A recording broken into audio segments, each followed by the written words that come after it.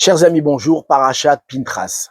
Alors, en réalité, notre paracha, nous la rencontrons toute l'année. Pourquoi? Parce qu'à partir de Khamishi, on va voir que la Torah va énumérer tous les sacrifices qu'on va rapporter tout au long de l'année, à savoir les sacrifices des jours profanes, le Korban Tamid, mais aussi les sacrifices qu'on va rapporter le Shabbat, à Rosh Chodesh et pendant les fêtes. Donc, chaque sacrifice est rapporté en détail, expliqué en détail, avec ses libations. Maintenant, on voit que dans le sacrifice qui est lié à Rosh Chodesh, il y a une particularité qu'on ne retrouve dans aucun sacrifice, aucune fête. À savoir que, mis à part le sacrifice qu'on devait apporter pour Rosh Chodesh, pour fêter Rosh Chodesh, on devait aussi apporter un sacrifice expiatoire qui vient expier une faute. Comment c'est écrit? Donc un sacrifice expiatoire, l'Hachem, pour Hachem, en l'honneur de Hachem ou pour Hachem. Alors Rashi explique pourquoi est-ce que à Rosh Chodesh on devait aussi apporter un sacrifice expiatoire. Il ramène plusieurs explications, mais nous allons retenir la troisième explication qui ramène, à savoir, écoutez bien, selon l'explication agadique. Comment c'est ramené?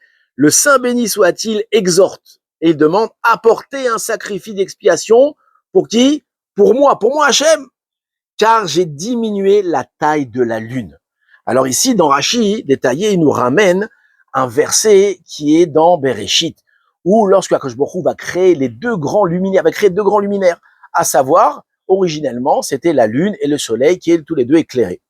Maintenant, la lune est partie voir Hachem et elle s'est plainte. Et elle dit, est-ce que c'est possible que deux rois règnent avec la même couronne? Ça veut dire, est-ce que c'est possible qu'il y ait deux rois qui vont régner, donc qui vont éclairer les deux la terre? Qu'est-ce qu'il va dire Hachem? Il dit, ah, très bien, mais tu sais quoi, tu as raison. Alors toi, la lune, diminue-toi. Alors comme nous explique Rashi, apparemment, c'est à cause de ça, à cause de le fait que Hachem a réduit la lune, qu'on doit apporter un sacrifice expiatoire. Alors, les commentateurs se posent la question, qu'est-ce qu'on doit expier? On doit expier la faute que Hachem a fait, la faute de la lune. Alors, c'est pas très clair, je veux pas rentrer dans tous les détails. Allez voir dans les commentateurs, c'est très intéressant. Mais ici, on va retenir une explication, qu'en réalité, ici, c'est la faute de la lune qu'on vient expier. C'est quoi la faute de la lune? C'est qu'apparemment, elle a été jalouse. Et donc, ce sacrifice expiatoire va venir expier la faute de la jalousie, qui est en réalité la cause de beaucoup de malheurs à travers le monde, et à travers l'histoire surtout, et elle a commencé avec qui? Avec la lune. Maintenant, qui va, durant l'histoire, expier la faute de la lune? C'est celle qui représente la lune. Qui dans la Torah représente la lune? Qui est représenté par la lune? Vous avez deviné, c'est qui? C'est Rachel Imenu. Comment on voit ça? Lorsque Yosef va faire le rêve où il va voir les 11 étoiles, la lune et le soleil se prosterner devant lui. Les 11 étoiles, c'était qui? C'était ses frères. Le soleil, c'était son père Yaakov. Et la lune, comme nous explique Rashi là-bas, c'était qui? C'était Rachel Imenu. Donc on voit que Rachel, elle, que Rachel représente la lune. Maintenant, regardez, très joli. Si vous prenez un sidour, oui, et vous prenez la prière de Rosh Chodesh, d'accord, la Mida de Rosh Chodesh, alors là où nous avons la première bénédiction de Rosh Chodesh, qu'on fait à Rosh Chodesh. Si vous lisez les premiers mots, Raché Chodashim La'amecha, d'accord, donc les Rosh Chodesh, pour ton peuple. Si on peut regarder, regardez les lettres, ça commence par un Resh, Chet, Lamet, ça fait les lettres de Rachel. Et d'ailleurs ici, il y a une petite intention, où on dit qu'on doit voir l'intention ici de Rachel. Pourquoi? Parce que à Rosh Chodesh, Rachel, qui représente la lune, c'est elle qui va expier la faute de la lune. D'accord? Si la lune a été jalouse, Rachel, elle a fait exactement le contraire. De quoi on parle? Vous connaissez tous l'histoire que lorsque Yaakov est venu chez Lavan, il lui a proposé de travailler pendant 7 ans pour Rachel. Lavan va accepter. Yaakov va commencer à travailler pendant 7 ans. Seulement, au bout de 7 ans, Lavan va tromper Yaakov et il va donner à la place de Rachel, il va lui donner Léa. Maintenant, en réalité, cette histoire-là, elle a pas duré quelques minutes, elle a duré pendant 7 ans, elle a duré pendant toute la vie de Rachel. Qu'est-ce que ça signifie? C'est lorsque Yaakov travaillait, alors apparemment, il gagnait un petit peu d'argent, il achetait des cadeaux, comme un khatan, comme un fiancé, il a l'habitude de faire avec sa fiancée, il envoyait des cadeaux à sa fiancée, il envoyait une petite montre, il envoyait une petite gourmette, un petit sac, un petit chapeau, etc., etc. Et qu'est-ce qu'il faisait Lavan lorsqu'il récupérait les objets, les cadeaux, qui étaient destinés à Rachel? Qu'est-ce qu'il faisait? Il les donnait à qui? Il les donnait à Léa. Donc Léa, elle comprenait qu'elle allait apparemment se marier avec Yaakov. Maintenant, Rachel, elle savait ça et elle ne disait rien. Maintenant, Rachel, elle avait très très peur. Elle a dit à son fiancé, tu sais que j'ai peur que le jour de mon mariage, notre mariage, mon père, il va nous échanger. Qu'est-ce qu'il va dire? Yaakov, t'inquiète pas. Si lui, il est vicieux, alors moi, je serai vicieux avec lui. Qu'est-ce qu'on va faire? Je vais te donner des simanim, des signes, et le soir de la choupa, je vais t'interroger, et je verrai si c'est toi ou c'est une autre. Et comme ça, il ne pourra pas nous avoir ton père. Lorsqu'arrive le soir du mariage, Rachel va comprendre que, en effet, c'est Léa qui va prendre sa place. Qu'est-ce qu'elle va faire? Elle va avoir de la peine pour sa sœur. Elle veut pas que sa sœur se fasse humilier. Elle va lui transmettre les simanim. Alors, les simanim, qu'est-ce que c'est? Vous pouvez voir dans la paracha, là-bas, très joliment raconté. Et Léa va donc recevoir ces simanim sans savoir qu'elle reçoit des simanim. Arrivée sous la choupa, Yaakov va l'interroger, elle va répondre, et Yaakov va croire que c'est Rachel, et Baruch Hashem, le mariage, Mazal Tov, c'est fait. Maintenant, Rachel, elle va garder ce secret pendant toute sa vie.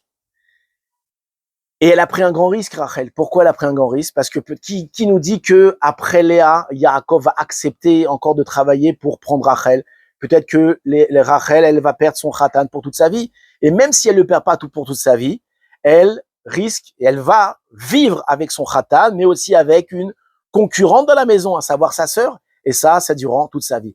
Et on voit que Rachel, elle va accepter cette chose-là pour pas faire de la peine à sa sœur, pour justement éliminer tous les soupçons de jalousie, tous les soupçons de compétition qu'elle a fait, elle va rien dire, elle va se taire.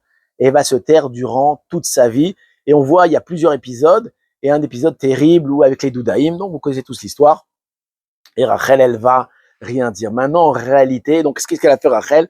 Elle va faire l'expiation de la faute de la lune qui, elle, était jalouse. Elle, Rachel, elle ne va pas être jalouse.